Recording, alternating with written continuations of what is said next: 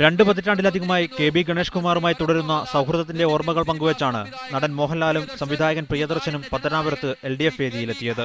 കുട്ടിക്കാലത്ത് ഗണേഷ് കുമാറിന്റെ വീട്ടിൽ പോയപ്പോൾ ആദ്യമായി ആനയെ കണ്ട കഥയും മോഹൻലാൽ പങ്കുവച്ചു.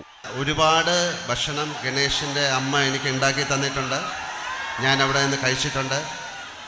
ഒരു ആനയെ ആദ്യമായിട്ട് തൊട്ടടുത്ത് നിന്ന് കാണുന്നത് ഗണേഷിന്റെ വീട്ടിൽ വെച്ചാണ്. ഗണേഷിനായി വോട്ടഭ്യർത്ഥിച്ചില്ലെങ്കിലും ഗണേഷിന്റെ ചിഹ്നത്തെക്കുറിച്ച് പറയാൻ മറന്നില്ല.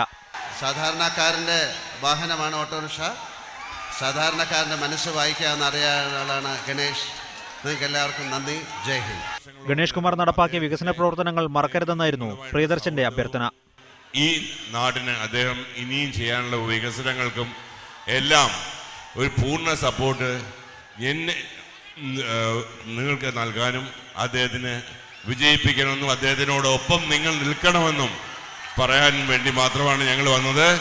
ഇരുവരും സുഹൃത്തുക്കൾക്കപ്പുറം സഹോദരന്മാരാണെന്ന് ഗണേഷ് കുമാറും പറഞ്ഞു. എൻ്റെ അമ്മ എപ്പോഴും പറയും, എടാ നീ പ്രിയ എന്ന് വിളിക്കരുത്, പ്രിയൻ ചേട്ടാ എന്ന് വിളിക്കാന്ന് പറയും. അപ്പോൾ പ്രിയൻ എന്നോട് പറയും, നീ എന്നെ ചേട്ടാ എന്ന് വിളിക്കണ്ട. നമ്മൾ കൂടെ ഒരു മുറിയിൽ 10 കൊല്ലം മദ്രാസിൽ ഞാനും പ്രിയൻ ഒരുമിച്ച് താമസിച്ചവരാണ്, ഒരു മുറിയിൽ. ഇതൊന്നും പക്ഷേ ചലച്ചിത്ര താരം കൂടിയായ എതിർ സ്ഥാനാർത്ഥി ജഗദീഷിനെ തെല്ലും ബാധിക്കുന്നില്ല. LDF പരിപാടിക്ക് തൊട്ടുമുമ്പും ആ വേദിക്ക് മുന്നിലൂടെ തന്നെ നാടിളക്കി ജഗദീഷ് കടന്നുപോയി. മീഡിയ 1 കൊല്ലം.